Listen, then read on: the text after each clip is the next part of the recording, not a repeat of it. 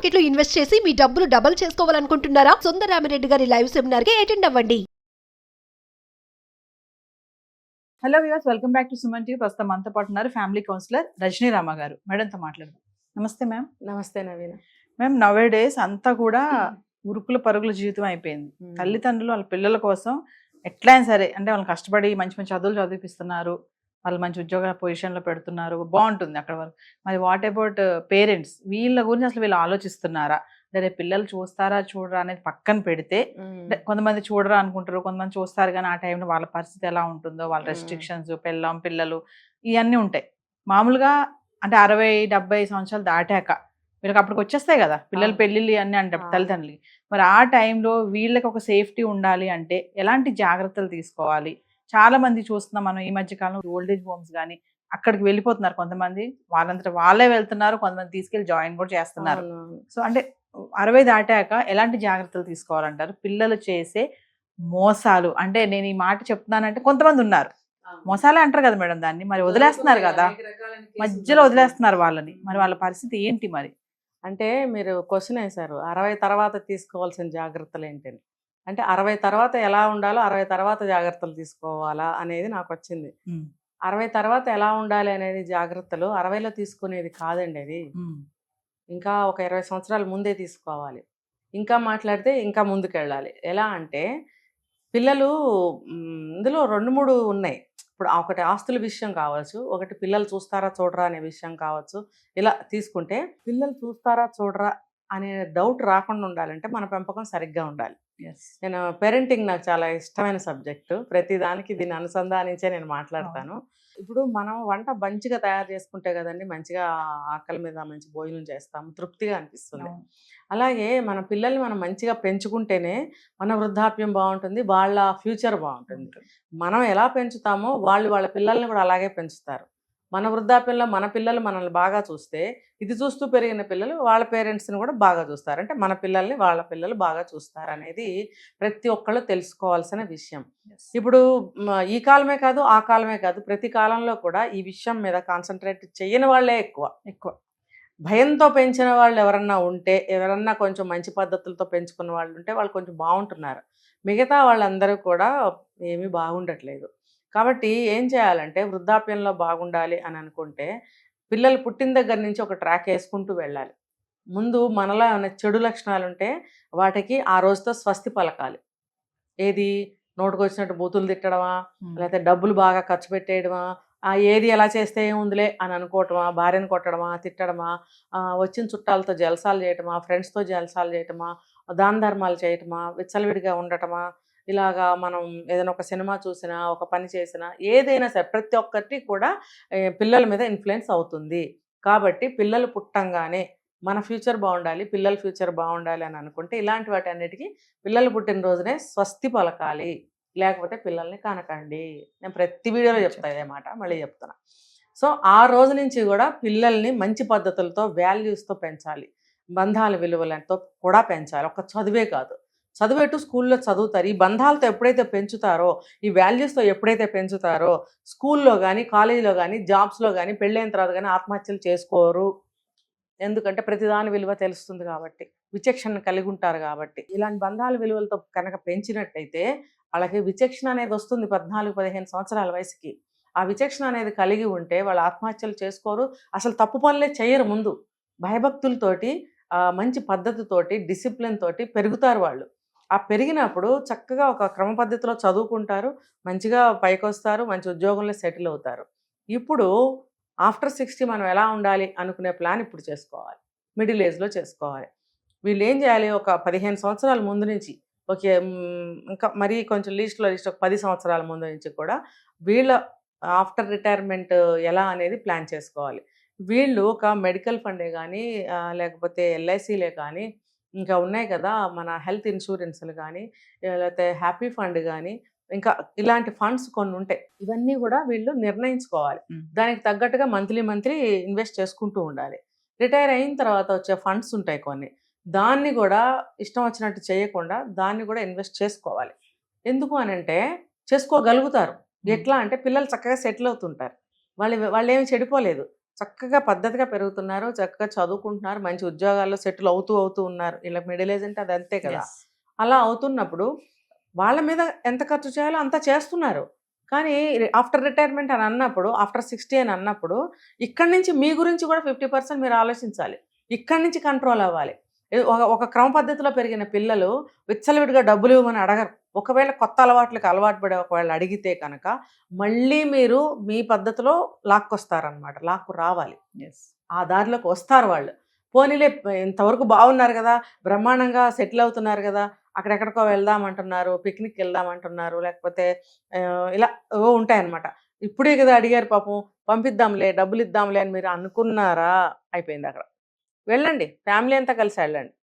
ఫ్రెండ్స్తోనో ట్రిప్పులో tour అలా అలా వెళ్ళారనుకోండి, అక్కడికి వెళ్ళిన తర్వాత ఏం జరుగుతుందో తెలియదు. ఇవాళ రేపు మనం చాలా చూస్తున్నాం. అక్కడికి వెళ్ళి కాలు జారి పడిపోవడమో, ఇంకోటి జరిగి పడిపోవడమో, ఊరికే సరదాగా చేయి పెట్టి ఇట్లా తోసుకుని జోకులు వేసుకునేటప్పుడు జారి పడిపోయి చనిపోయిన కేసులు ఎన్నో కొల్లలు ఉన్నాయి ఇలాంటివి. మనకి ఎక్కడ ఏం పొంచి ఉందో మనకు తెలియదు. ఫ్యామిలీస్తో వెళ్తే ఇలాంటి ప్రమాదాలు జరిగే ఆస్కారాలు అసలు 1-2% ఉంటుంది. ఎందుకంటే పెద్దలు కంట్రోల్ చేస్తుంటారు, అటు వెళ్ళొద్దు ఇటు వెళ్ళొద్దు, ఇటు రండి ఇక్కడ కూర్చోండి అని అన్నప్పుడు అది వినాలి. మీరు దూరం నుంచి ఆస్వాదించండి. ఆ నీళ్ళల్లోకి వెళ్ళడం ఎందుకు, ఆ వాటర్ ఫాల్స్ దగ్గరికి వెళ్ళడం ఎందుకు, అంత పెద్ద పెద్ద చెట్లు ఎక్కి కిందకి దూకుదాం అనుకోవడం ఎందుకు, ఇవి జరుగుతున్నాయి. చెట్లు ఎక్కి అక్కడి నుంచి ఉయ్యాలలాగా ఊగుదాము, మనము ఫొటోస్ తీసుకుందాము, ఇలాంటివన్నీ జరుగుతాయి పిల్లలు వెళ్ళినప్పుడు. పెద్దవాళ్ళు ఉన్నప్పుడు కంట్రోల్ చేస్తారు. కాబట్టి ఆ విలువలతో పెంచితే పిల్లలు కూడా ఆ పనులు చేయరు. ప్లస్ ఫ్యామిలీస్తో కనుక మీరు వెళ్ళినట్టయితే వాళ్ళు కూడా అంత అడ్వెంచర్స్ చేయరు. చేసినా మీరు ఆపుతారు కాబట్టి కంట్రోల్లో ఉంటారు. ఇలా కంట్రోల్ అనేది ఎప్పుడూ కూడా పెడుతూ ఉండాలి వాళ్ళకి.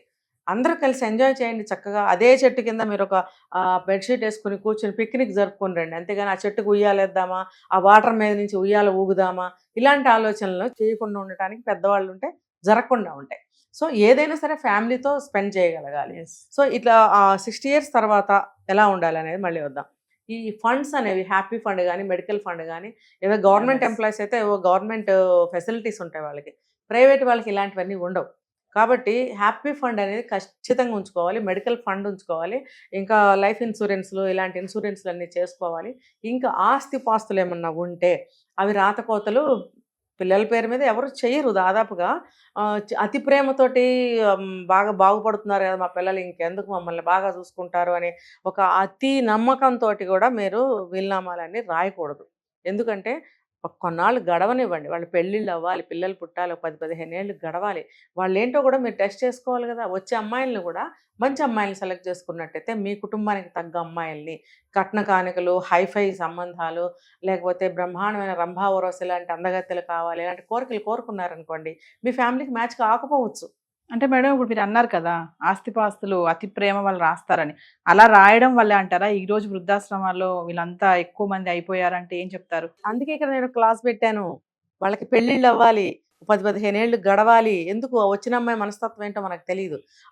ఇప్పటి వరకు మీ అబ్బాయి చాలా మంచోడు, ఆ తర్వాత మారిపోతేను, లేకపోతే వాళ్ళ అవసరాలు మారిపోతేను, వాళ్ళ మనస్తత్వాల ఆలోచనలు ప్లాన్లు మారిపోతేను, ఇలాంటివి కలగకుండా ఉండాలంటే మీరు అప్పుడే ఏమీ రాయకండి. వాళ్ళ మీద భరోసా ఏర్పడిన తర్వాత మనందరం ఒకటే, వీళ్ళని మేం కాకపోతే ఎవరు చూస్తారు, మేము చూడకపోతే వీళ్ళని ఎవరున్నారు చూసేవాళ్ళు అనే అభిప్రాయం కొడుకు కోడల్లో కూడా కలగాలి. అలా కలగాలి అంటే మంచి అమ్మాయిల్ని మీరు సెలెక్ట్ చేసుకోండి. లవ్ మ్యారేజ్ అవనివ్వండి, అరేంజ్డ్ మ్యారేజ్ అవనివ్వండి, కుటుంబానికి తగ్గ అమ్మాయిని తెచ్చుకోవాలని నా కోరిక అంటే జనం అలా ఉండాలనేది నా కోరిక. అలా ఉన్నప్పుడు ఆ అమ్మాయి కూడా ఈ కుటుంబానికి తగ్గట్టుగా ఆలోచించగలుగుతుంది.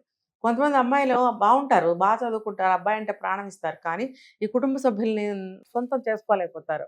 దానివల్ల ఏమవుతుంది, పరాయిగానే ఉంటుంది. ఇంకొకటి ఏంటంటే ఇక్కడ అత్తగారు కూడా సడన్గా మారిపోవచ్చు, ఆ అమ్మాయిని బయటదానిలాగా చూడొచ్చు. ముఖ్యంగా బయట నుంచి వచ్చిన అమ్మాయిని ఎప్పుడు కూడా అలా చూడొద్దండి. ఇప్పుడు ఆ అమ్మాయి వాళ్ళ ఇంట్లో ఉండొచ్చు కదా, మన ఇంటికి ఎందుకు వచ్చింది? మన ఇంటి దగ్గర లేకపోయినా అబ్బాయి దగ్గర ఉన్నా సరే మన ఫ్యామిలీకే వచ్చింది కదా, తన ఇంట్లో తను వాళ్ళ అమ్మ దగ్గర ఉండొచ్చు కదా, ఎందుకు వస్తుంది అనేది అర్థం చేసుకోవాలి. ఆ అమ్మాయిని బాధ పెట్టకూడదు, ఏ విధంగానూ బాధ పెట్టకూడదు. అంటే ఏదో ప్రతిరోజు ఆ గొంతెమ్మ కోరికలు తీర్చటము, ప్రతిరోజు ఏదో కానుకలు ఇవ్వటము, మెళ్ళ గొలుసులు వేయటము, పట్టు చీరలు కొనటం, ఇలాంటి వాటితో మీరు ఎప్పుడు కూడా ఒక మనిషిని మీరు మంచితనం చేసుకోలేరు. సహజమైన ఒక ప్రవర్తన అనేది ఉంటుంది ప్రతి మనిషికి. సహజమైన ప్రవర్తనతోటి చేసుకోవాలి, మన వైపు చేసుకోవాలి అవతల అమ్మాయిని. అలా ప్రేమించగలగాలి, ఉన్న దాంట్లోనే చక్కగా చూడగలగాలి, ఒక మాట ద్వారానేనండి ఏదైనా. నువ్వు ఎన్ని నగలు ఇచ్చినా సరే ఒక మాట బాగోకపోతే వాళ్ళు సరిగ్గా ఉండరు. ఎన్ని చీరలు ఇచ్చినా, ఎన్ని ఆస్తులు ఇచ్చినా ఎవరికి ఇస్తారేంటి తర్వాత మాకేగా ఇస్తారు అని మాట్లాడతారు. అదే నువ్వు మంచిగా మాట్లాడి ప్రేమించు కోడల్ని, ఇంకా ఆ అమ్మాయి వదిలి వెళ్ళదు. అది అటువంటి మనస్తత్వం గల అమ్మాయిని ముందే మీరు సెలెక్ట్ చేసుకోవాలి. వచ్చిన తర్వాత ఆ అమ్మాయిని ఆదరించగలగాలి, ప్రేమించగలగాలి, మనలో కలుపుకోగలగాలి. అప్పుడు మీ అబ్బాయి కూడా ఆ అమ్మాయిని మనలో కలపడానికి గట్టిగా ప్రయత్నిస్తాడు. తను కలుస్తుంది. అంతా కూడా ఒక కుటుంబంగా. ఇప్పుడు నిన్నటి వరకు మీరు నలుగురు ఉన్నారు, ఇవాళ 5గురు అయ్యారు, రేపు 6గురు అవుతారు. 6గురు కలిసి కూర్చుని మీ ఇంటి సమస్యల్ని పరిష్కరించుకోండి. మీరు 6 సలహాలు వస్తాయి ఇప్పుడు ఇక్కడ. నిన్నటి వరకు 4, ఇవాళ 6. ఏదైనా సమస్య వచ్చిందంటే 6గురు కలిసి ఎవరికి తట్టిన సలహా వాళ్ళు ఇచ్చినప్పుడు ఏదో ఒకటి క్లిక్ అవుతుంది. మన సమస్యను మనం పరిష్కరించుకోవచ్చు. అలా కుటుంబం ఏకమైనప్పుడు ఫ్యూచర్లో మనం వాళ్ళకి ఆస్తుల్ని రాసి ఇవ్వచ్చు, కానీ కంప్లీట్గా కాదు. కొన్ని భాగాలు ఉంటాయి, వాళ్ళకింత మనకింత అనేది ఉంటుంది. మన కింద మనం కొంత ఉంచుకోవాలి. అది చివరికి ఇంకా చెప్పినట్టు వాళ్ళే కదా తీసుకుంటారు. ఎంతమంది పిల్లలు ఉంటే అంతమంది పంచుకుంటారు అనేది చట్టరీత్యా కూడా అది ఉన్నదే. కాబట్టి మొత్తం పంచకూడదు, పంచితే కూడా పంచే విధానం ఇది. అప్పటికీ కూడా వీళ్ళకి కొన్ని ఫండ్స్ ఉంచుకోవాలి. హ్యాపీ ఫండ్ ఉండాలండి ఖచ్చితంగా. కొంతమంది రిటైర్ అయ్యాం కదా, అమ్మాయి నా దారి నేను తిరుగుతాను, మా పెళ్ళాం ఇంట్లో వండుకుంటూ కూర్చుంటుంది అని అనుకుంటారు కొంతమంది మగాళ్ళు. కానీ హ్యాపీ ఫండ్ అనేది కంపల్సరీ నీడ్ అండి. అది నీడ్. ఫారిన్ కంట్రీస్లో చూడండి, వీక్లీ వన్స్ ఆర్ ట్వైస్ లేకపోతే మంత్లీ వన్స్ ఆర్ ట్వైస్ బయటకు వెళ్తుంటారు. ఎందుకు? అది నీడ్, మానసిక వికాసం.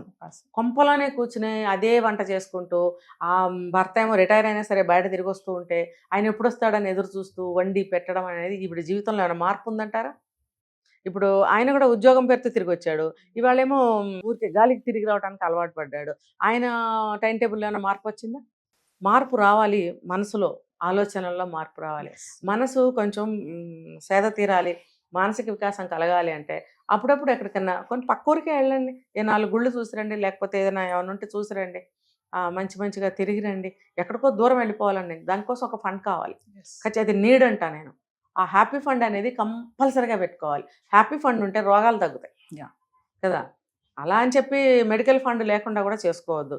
ఎమర్జెన్సీ వస్తే లక్షల్లో అవుతున్నాయి ఈ రోజుల్లో. మరి దానికి డబ్బు కావాలి కదా, దానికి సంబంధించిన హెల్త్ ఇన్సూరెన్స్లు కూడా ఉన్నాయి ఈ రోజున. అవి కూడా పాలసీలు చేసుకోవాలి. ఎప్పుడు?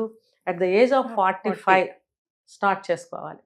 60 వచ్చాక, 55 వచ్చాక, 58 వచ్చాక చేద్దాంలే కాదు. నువ్వు 78 వచ్చినా చేయలేవు. ఇప్పుడే స్ట్రిక్ట్గా ఎలా అయితే మీ పిల్లల్ని స్ట్రిక్ట్గా పెంచి ఒక దారిలో పెట్టావో, ఇది కూడా పార్ట్ ఆఫ్ ద లైఫ్ అన్నమాట. దీన్ని కూడా మీరు దాంట్లో జత కలిపి మీ లైఫ్ని కూడా ఒక సెటిల్మెంట్ అనేది. ఇప్పుడు 60-70 వచ్చాక బ్రెయిన్ కూడా సరిగ్గా పని చేయకపోవచ్చు అని అనుకోవచ్చు, కానీ 45 ఏజ్లో మీరు చాలా షార్ప్గా ఉంటారు. ఈ షార్ప్గా ఉన్న టైంలోనే మీ పెద్ద వయసు గురించి ఆలోచించండి. ఆలోచించి పిల్లలు కూడా ఆటోమేటిక్గా బాగుంటారు, మీరు అంతకన్నా బాగుంటారు. Thank you.